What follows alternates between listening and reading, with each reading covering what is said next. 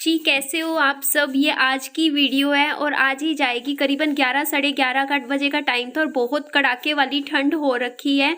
और कल ना मेरे को एक्चुअली क्या था कि मैंने 2-3 वीडियो शूट किया था back to back promotional videos का, जिसकी वजह से ना मुझे बिल्कुल टाइम नहीं मिला ब्लॉगिंग करने का।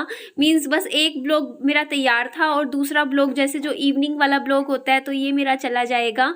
तो यहाँ पे ना लाइट गई हुई थी रात, मतलब इन्वर्टर आपको पता है अभी मैंने घर में नहीं लगवाया है, तो कभी कभी जाती है, इतनी ज़्यादा तो लाइट जाती नहीं, तो कभी ज़रूरत महसूस ही नहीं हुई कि इन्वर्टर लगवाएं। तो यहाँ पे ना मैं ना थोड़ा बाहर का एरिया, ये देखो ये साइड में ना काफ़ी सामान जैसे हमने पेंट वेंट करवाया था और भी काफ़ी मतलब ऐसी बिना काम की चीज़ें पड़ी थी, ज़मीन पे रखी हुई थी जो अच्छी नहीं लग रही थी। कोई भी बाहर से बंदा देखे तो वो तो सबसे पहले घर की लुक ही देखेगा ना कि बाहर से घर कैसा लग रहा है, चाहे अंदर से कितनी सफाई कर लो, लेकिन सबसे पहली तो ज़रूरत ये है कि हम बाहर की सफाई अच्छे से करें। तो यहाँ पे देखिए ये जो भी पेंट के खाली डब्बे थे जो कि यूज़ अप हो चुके थे, तो उनको मैं ना यहाँ कोने में जहाँ हमारी मोटर लगती है वहाँ साइड में एक बार रख रही हूँ, बाद में उठवा दूंगी मैं। तो एक बार तो मैं ये एरिया थोड़ा सा झाड़ू लगा के साफ कर देती हूँ। तो यहाँ पे देख लीजिए मैं तो झाड़ू लगाने लग रही थी और इतनी देर में ना विहान पे ना मेरी नज़र पड़ी ना मम्मी की, हम दोनों काम में लगे हुए थे और ये चुपचाप 9-2-11 हो गया और एकदम से यहाँ से निकल लिया था। और ये देखो कैसे मम्मी पीछे पीछे भाग रहे हैं विहान को पकड़ने के लिए।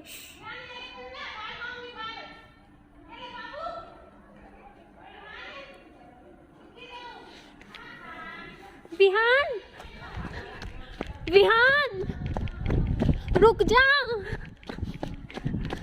ऐसे मत भागा कर, चुपचाप। विहान,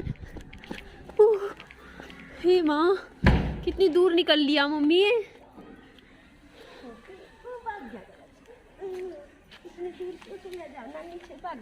अब बुढ़ी हो रही है तो क्यों भागता है इतना जल्दी। मेरे को चिंता हो जाती है। वो देखो कुकर क्या बोल रहा है, कह रहा थोल्ले पक गए विहान, पक गए थोल्ले, कह रहा थोल्ले पक गए, कह रहा थोल्ले पक गए विहान, थोल्ले पक गए। हाँ तो यहाँ पर मम्मी विहान को लेके आ रहे थे और मैं भागी भागी वापस घर की तरफ जा रही थी क्योंकि मेरा काम बहुत पेंडिंग था, क्योंकि ठंड इतनी थी। मतलब फिर यही है ना कि जब तक मैं बाहर रहूँगी विहान को भी मतलब जिद करता है बाहर रहने की, तो इसलिए मैं फटाफट ये सारा काम निपटा के फिर अंदर का घर की साफ़ सफाइयों में लगूंगी।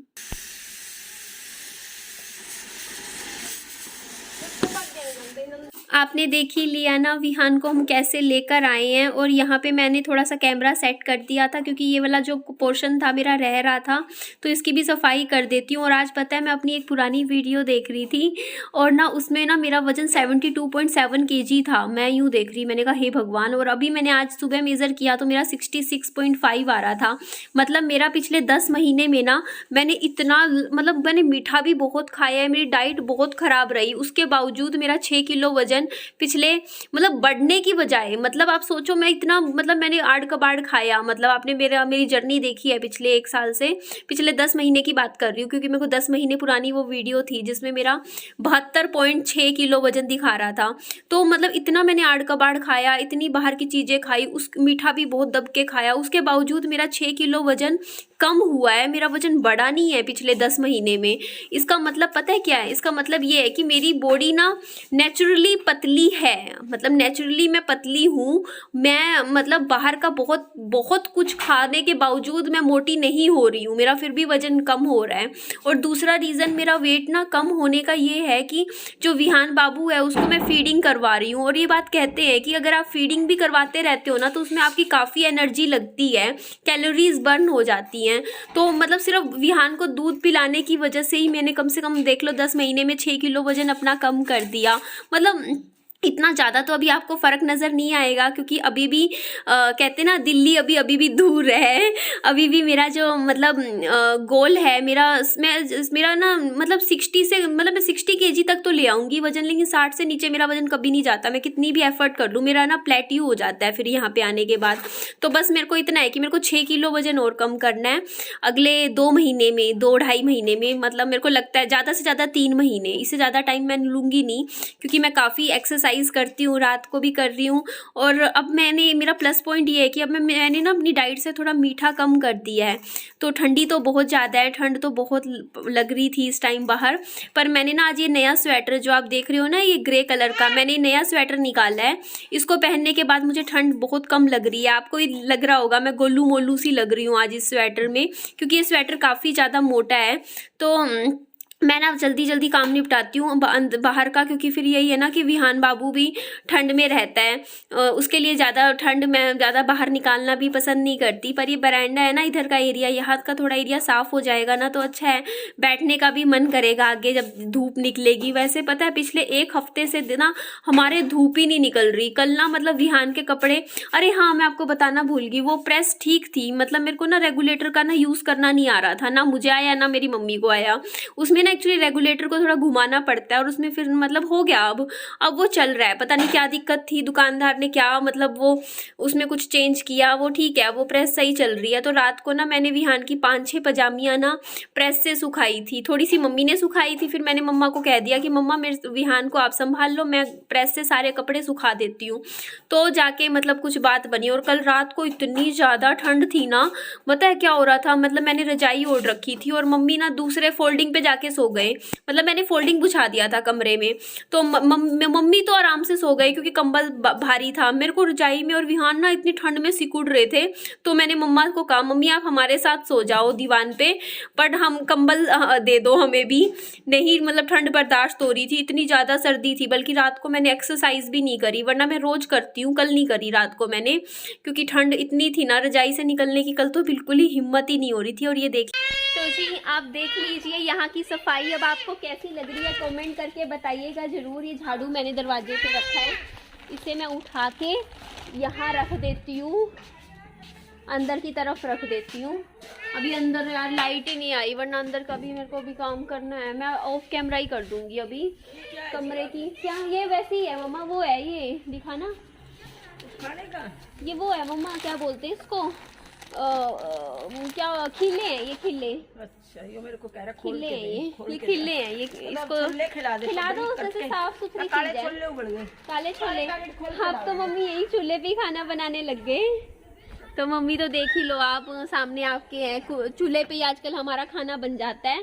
मतलब ना चावल भी, ये चावल मम्मी वो बना रहे हो ना, मिलेट है, हाँ वही बना रहे, मिलेट है। तो ये मिलेट बनाने लग रहे हैं, साथ में काले चने ना मम्मा, हाँ देखो मैं थोड़ा इतने सफाई करने लग रही थी, मम्मी ने साथ के साथ चढ़ा दी। मम्मी बोलती गैस बच जाता है इतने, जैसे इस पे चढ़ा देते हैं ना, जैसे सीटी आ गई बाद में छोंक वोक लगाना हो।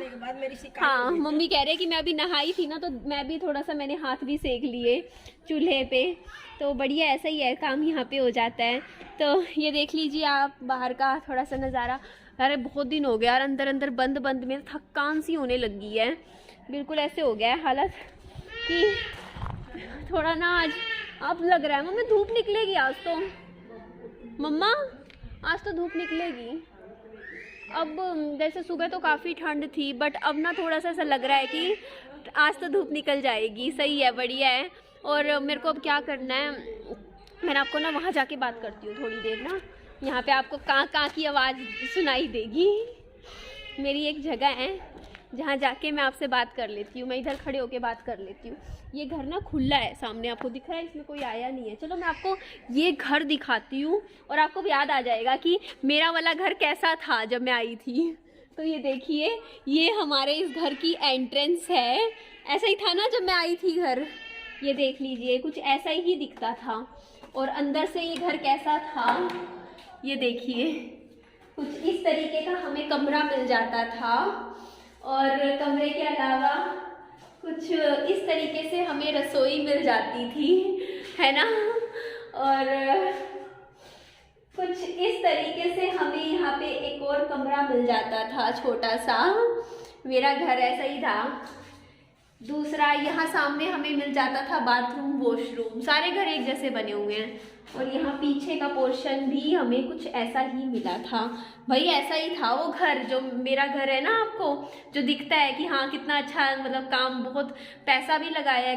करीबन मैंने 1.5 लाख से ऊपर, 2 लाख से थोड़ा कम, मतलब 1,80,000 रुपये मैं उस घर पे लगा चुकी हूँ। मैं आपको काउंट करके बता सकती हूँ मेरे कहाँ कहाँ लगे हैं पैसे।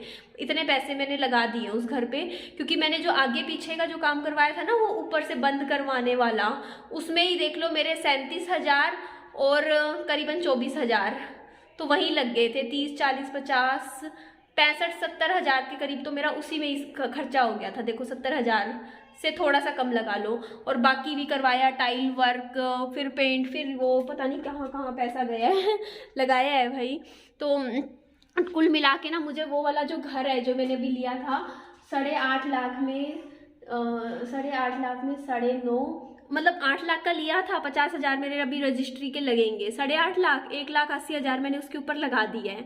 तो 8.5 लाख, 8.5 लाख में 9, 10, करीबन टोटल मिला के मुझे वो घर 10.5 लाख का पड़ा है, उसके ऊपर मेहनत करने के बाद, काम वाम करवाने के बाद।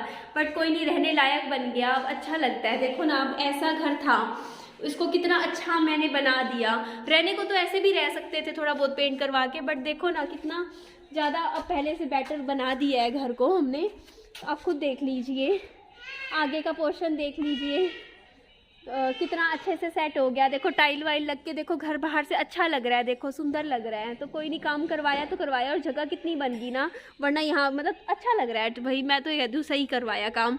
तो चलिए इस वीडियो का मैं यहीं एंड कर देती हूँ। मेरी वीडियो अच्छी लगे तो मेरी वीडियो को लाइक कीजिएगा, मेरे चैनल को सब्सक्राइब कीजिएगा, और दोस्तों में, फ्रेंड्स में शेयर भी कर दीजिएगा, और अपना खूब सारा ध्यान रखिएगा। Bye bye, take care.